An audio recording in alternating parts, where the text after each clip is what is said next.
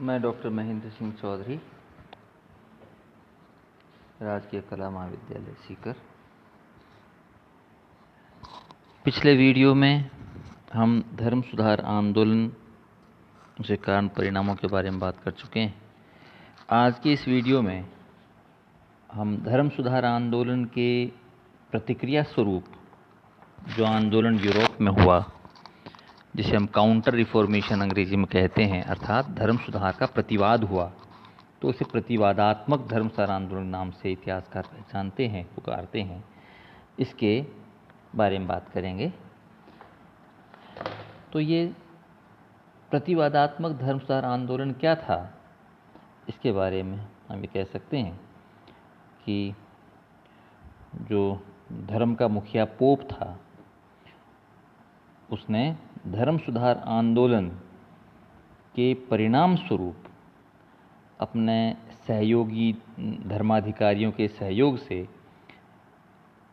Catholic church में आई बुराइयों को दूर करने का प्रयास किया और उसके इस प्रयास से प्रोटेस्टेंट धर्म जो मार्टिन लूथर ने चलाया था इन बुराइयों के विरुद्ध, तो उसके इस प्रयास के बाद प्रोटेस्टेंट धर्म की प्रगति में कमी आई, रुकावट आई और कैथोलिक चर्च अपने पुराने गौरव को पुनः प्राप्त करने लगा।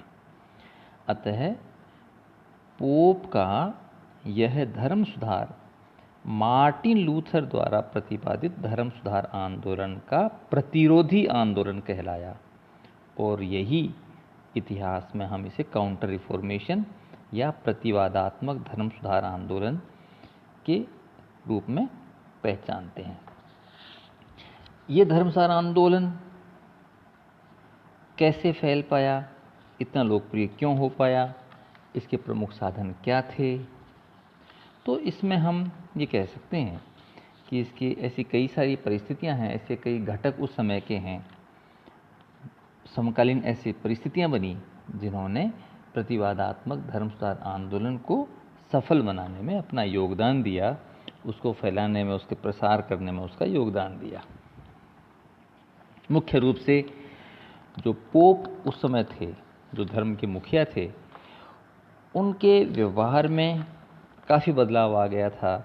वो काफ़ी सादा जीवन जीने लगे थे, वो बहुत सदाचारी हो गए थे, वो विलासी जीवन अपना छोड़ चुके थे, अपने आदर्शों पे चलने लगे थे।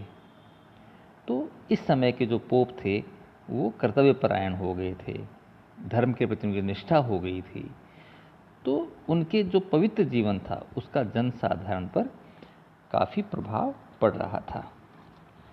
तो कहने का अर्थ ये है कि जो पोप विलासी थे, उन्होंने स्वयं अपने जीवन को नैतिक बनाया और अपने धर्माधिकारियों को भी जीवन में सुधार लाने के लिए कहा। इसी तरह से उस समय ट्रेंट में एक सभा हुई 1545 में। ये ट्रेंट है वो जर्मनी में स्थित है, एक नगर है जर्मनी का, और वहाँ पर कैथोलिक धर्म में जो बुराइयाँ आ गई थीं उनको दूर करने के लिए और कैथोलिक धर्म के मूल सिद्धांत क्या होंगे उनके स्पष्टीकरण के लिए जर्मनी में धर्म सभा आयोजित हुई थी और उसने कई सारे सिद्धांत बनाए कि भाई हम ये अब जो कैथोलिक धर्म है वो कैसा होगा, इसके मूल आचरण क्या होंगे, इसमें हमें किस चीज़ का पालन करना होगा। तो ये जो बातें इसमें शामिल की गई थीं धर्माधिकारियों के जीवन को संयमित बनाने के लिए, पवित्र बनाने के लिए, पाप मोचन पत्रों की बिक्री बंद कर दी गई थी, धर्माधिकारियों के पदों की बिक्री समाप्त कर दी गई थी कि वो खरीदे बेचे नहीं जा सकते हैं उनके पद। तो कई सारे ऐसे कारण थे कि कैथोलिक लोगों को इन सुधारों की वजह से अपने धर्म के प्रति जो घृणा हो गई थी वो समाप्त हो गई, क्योंकि इस घृणा के फलस्वरूप ही तो वे लोग प्रोटेस्टेंट धर्म की तरफ झुके थे या उसे स्वीकार किया था। तो जब ये सब बुराइयां दूर हो गई तो वापस वे लोग अपने कैथोलिक चर्च के अनुयायी बनने लग गए। तो ट्रेंट की जो सभा है उसका भी बहुत महत्वपूर्ण रोल है कि उसने किस तरह से लोगों को कैथोलिक धर्म में बने रहने के लिए, वापस लौटने के लिए प्रोत्साहित किया। तो ट्रेंट की ये घटना, ट्रेंट में जो सभा हुई थी, इसी तरह से स्पेन निवासी इग्नेशियस लोयोला थे। उन्होंने एक जेसुइट संघ का निर्माण किया और ये जेसुइट संघ के जो सदस्य थे वो चर्च के सैनिक कहलाते थे और इन्होंने चर्च की उन शिक्षाओं को स्थापित करने का प्रयास किया और ये उसके धर्म प्रचारक बन गए। अति उत्साहित थे, बहुत डिसिप्लिन थे, अति कठोर अनुशासन पे जोर देते थे। तो ये जो जेसुइट थे ये बहुत एनर्जेटिक थे, ऊर्जावान थे और चर्च की पुरानी मान्यताओं को पुनः स्थापित करना चाहते थे।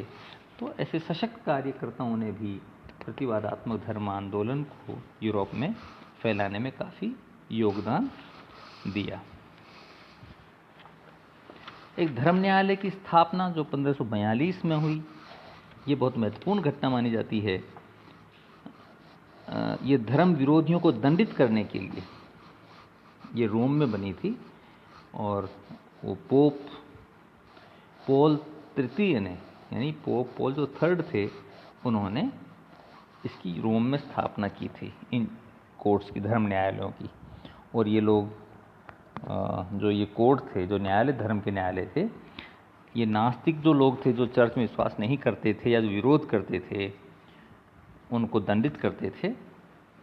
बलपूर्वक लोगों को कैथोलिक चर्च को मानने को विवश करते थे। प्रोटेस्टेंट जो लोग थे उनका दमन करते थे। तो ये भी एक टूल था राज्य का और चर्च का, जिससे कैथोलिक धर्म की पुनर्स्थापना या प्रोटेस्टेंट धर्म के विरोध में ये लोग कार्य कर रहे थे। तो इनक्विजिशन, ये जो धर्म न्यायालय थे, इन्होंने भी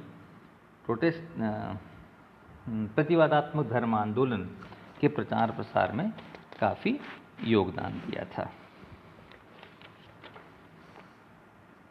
उस समय की राजनीतिक परिस्थितियां भी, जो शासक पोप से प्रभावित थे, जिनके हित जुड़े हुए थे, वो इस प्रतिवादात्मक धर्म आंदोलन के समर्थक थे।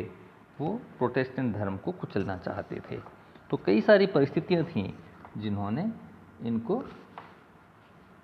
इस प्रतिवादात्मक धर्म आंदोलन को या काउंटर रिफॉर्मेशन को फैलाने में, इसका प्रसार करने में, या यूँ कहें कि कैथोलिक चर्च की पुनर्स्थापना अपने पुराने गौरव के साथ उसकी बुराइयों को हटा करके स्थापित करने का प्रयास किया, वो काफ़ी सफल भी रहा।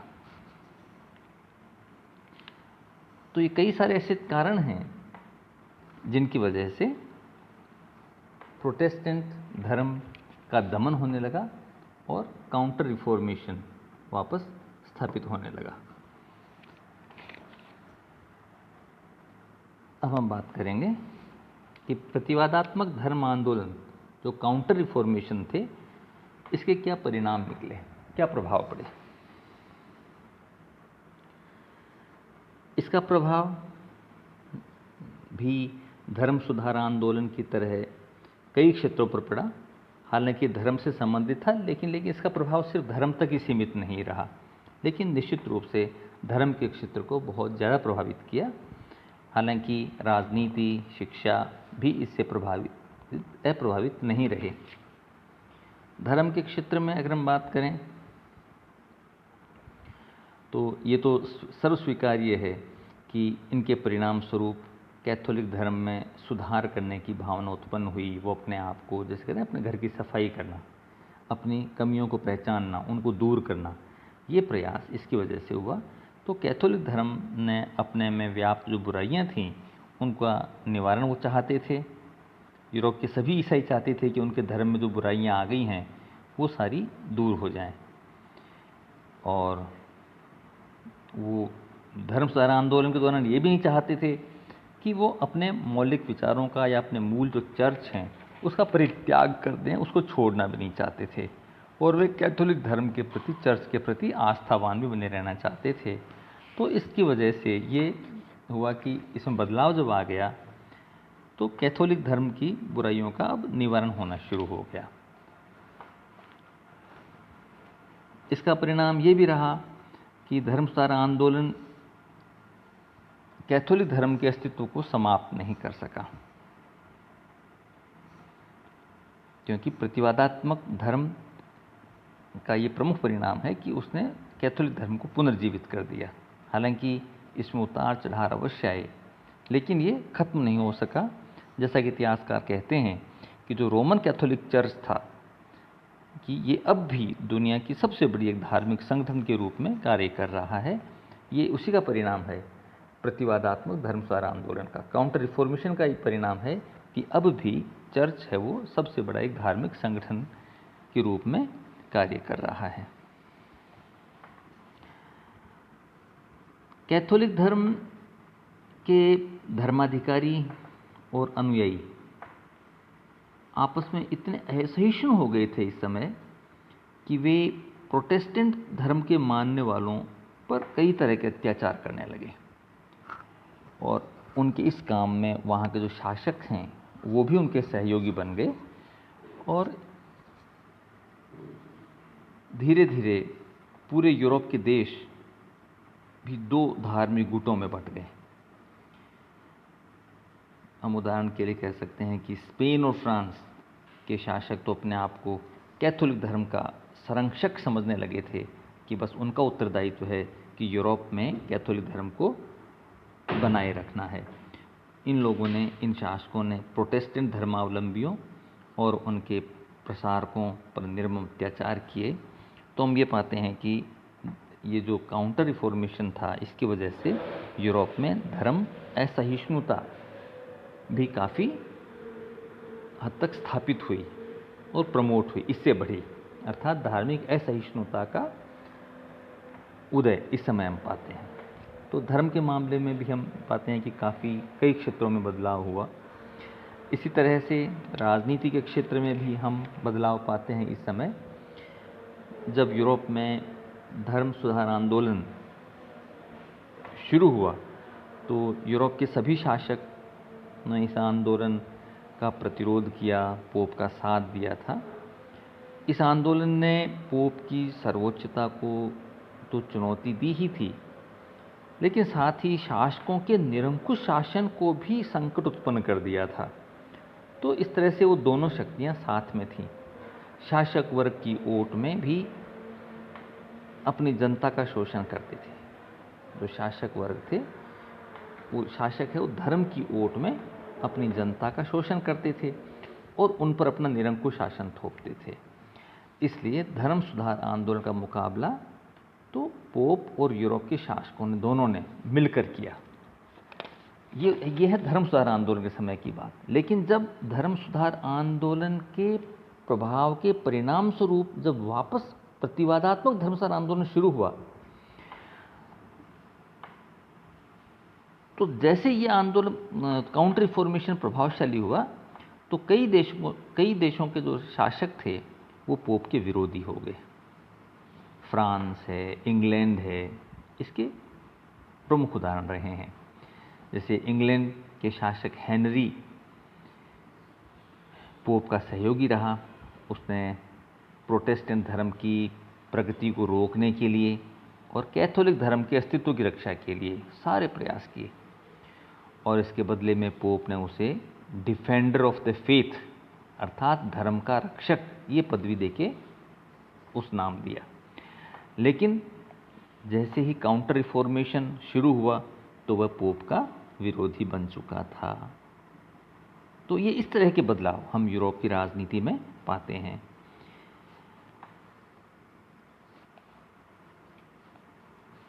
जो शासक अपनी सत्ता को निरंकुश बनाए रखने के लिए कैथोलिक धर्म की रूढ़ियों के आवरण में, मतलब अपनी निरंकुश सत्ता को बनाए रखने के लिए जो प्राचीन धर्म था, कैथोलिक धर्म था, उसकी रूढ़ियों को अपनी जनता को रूढ़िवादी ही बनाए रखना चाहते थे, वही मान्यताओं को बनाए रखना चाहते थे। उन्होंने प्रतिवादात्मक धर्म सुधार आंदोलन को समर्थन दिया, क्योंकि प्रतिवादात्मक धर्म सुधार आंदोलन पुनः कैथोलिक धर्म की स्थापना कर रहा था। उन्होंने अपने यहाँ नवीन जो चिंतन आ रहा था उसको फलीभूत नहीं होने दिया। ऐसे धर्म के नाम पर कई सारे देश अलग अलग गुटों में विभक्त हो गए। तो धर्म के नाम पर देश गुटबंदी देशों में हो गई। स्पेन का राजा फिलिप II वो तो स्वयं को चैंपियन ऑफ कैथोलिक रिलीजन मानता था, अर्थात कैथोलिक धर्म का योद्धा मानता था, और उसने इस धर्म की रक्षा के लिए स्पेन में ही नहीं लेकिन यूरोप के अन्य देशों में भी अपनी सेना भेजकर इस हेतु प्रयास किया। युद्ध भी लड़े, यूरोप के कई देशों में धर्म को लेकर के संघर्ष भी हुए। तो इस आंदोलन के, जो हम बात कर रहे हैं काउंटर रिफॉर्मेशन की, प्रतिवादात्मक धर्म सुधार आंदोलन की, तो इस आंदोलन के परिणाम स्वरूप केवल यूरोप में ही युद्ध नहीं लड़े गए वरन विश्व के कई देशों में भी युद्ध लड़े गए, क्योंकि यूरोप के शासक अपने राज्य में ही नहीं लेकिन अन्य देशों में भी अपना धर्म फैलाने के लिए युद्ध करते थे, और इस बात में वो गौरव की भी अनुभूति करते थे। तो इस तरह से राजनीति भी प्रभावित हुई। इसका परिणाम ये था कि तत्कालीन शासक भी अपने आप को काफ़ी शक्तिशाली मानने लगे और दैवी सिद्धांत में निष्ठा रखने लगे। उनका ये मानना था कि जो उसका शासक का पद है वो निरंकुश हो जाए, उसकी शक्तियाँ निरंकुश हो जाएं। तो दैवीय जब सिद्धांत की बात आई तो उनका पद काफ़ी निरंकुश हो चुका था।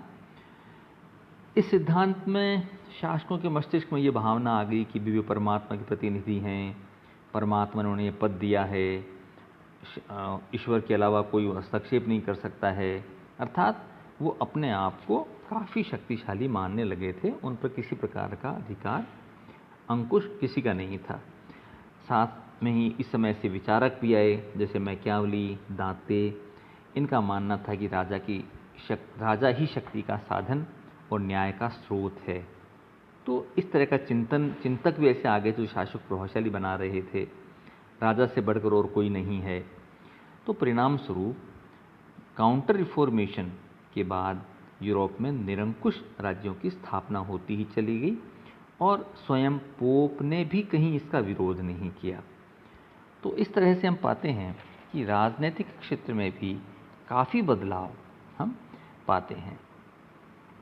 इस आंदोलन के बाद यूरोपीय देशों में जैसा कि निरंकुश शासन फल फूल रहा था, परंतु इस आंदोलन के इसके परिणाम स्वरूप धीरे धीरे मध्यम श्रेणी के शिक्षित लोगों के विचार इतने स्वतंत्र और विकसित हो गए कि वे अब शासकों के निरंकुश शासन का खुले रूप में विरोध करने लगे थे, अर्थात उदारवादी विचार भी अब प्रचार प्रसार करने लगे थे।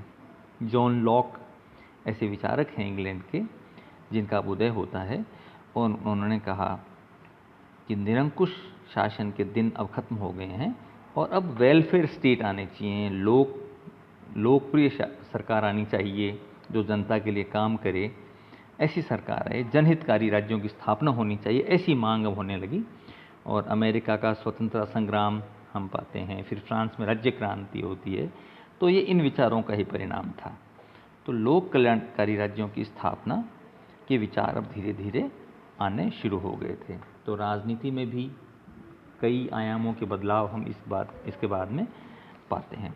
शिक्षा के लिए निश्चित रूप से यह आंदोलन काफ़ी नकारात्मक रहा, क्योंकि इसके कोई बहुत सुखद परिणाम इस समय नहीं निकले।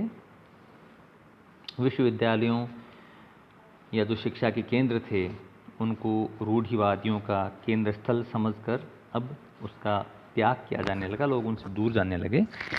जब जैसुइट जो संघ के लोग थे उन लोगों ने उन्हें पुरातन बाइबल और धार्मिक ग्रंथों के अध्ययन का ही स्थान रखना चाहा, लेकिन जो प्रोटेस्टेंट लोग थे या लूथर के अनुयायी थे वो उन विश्वविद्यालयों पर आक्रमण किया और उन्हें नष्ट करने का प्रयास किया, क्योंकि ये जो प्रोटेस्टेंट जो लोग थे, जो अनुयायी थे, वे जब धर्म पर मनन करने और धर्म के अलावा अन्य विषयों के अध्ययन पर भी बल देते थे कि भी धर्म के विषय पर मनन हो और धर्म के अलावा भी अन्य विषयों का अध्ययन किया जाना चाहिए, और विश्वविद्यालयों की शिक्षा को धर्म तक ही सीमित रखने का प्रयास नहीं होना चाहिए। जबकि जैसुइट लोग हैं, जैसुइट जो संघ के लोग थे, वो विश्वविद्यालयों को सिर्फ धर्म की शिक्षा तक ही सीमित रखना चाहते थे। तो इस प्रकार से ये दो तरह के समुदाय हम यूरोप में पाते हैं जिनमें पारस्परिक विरोधी विचार थे, और इसकी वजह से शिक्षा का प्रचार प्रसार अवरुद्ध हुआ। धर्म सुधार आंदोलन की तरह ही जो प्रतिवादात्मक धर्म सुधार आंदोलन है, ये भी यूरोप के लिए बहुत एक महान क्रांतिकारी आंदोलन था। इसने धार्मिक क्षेत्र में ही उथल पुथल नहीं मचाई, बल्कि राजनीतिक, सामाजिक, आर्थिक हर परिस्थिति में इसने बड़े बदलाव ला दिए। और धर्म के क्षेत्र में निश्चित रूप से बहुत ज़्यादा उथल पुथल हुई, बहुत ज़्यादा बदलाव इससे आया, भले वो इग्नेशियस लोयोला के नेतृत्व में या जैसुइट जो धर्माधिकारी वगैरह थे, ये थे, इन्होंने कैथोलिक धर्म में सुधार किए। और फिर असहिष्णुता इतनी चरम पर आई कि प्रोटेस्टेंट धर्मावलंबियों पर अपने पक्षधर शासकों के द्वारा उन अत्याचार करवाए गए। धर्म के नाम पर ही यूरोप में देशों में कई युद्ध लड़े गए। दैवी सिद्धांत का प्रादुर्भाव हुआ और शासक निरंकुश शासन करने लगे, शक्ति उनकी बढ़ा ली और चर्च का प्रभाव कम होने लगा। कई शासकों ने पोप की सर्वोच्चता को चुनौती देकर राजनीति में धर्माधिकारियों का प्रभाव कम कर दिया, परंतु शासकों के निरंकुश शासन के साथ साथ अब कई स्थानों पर के शासन का भी सूत्रपात होने लगा। तो इस तरह से मोटे मोटे कई तरह के बदलाव हमें इस युग में देखने को मिलते हैं।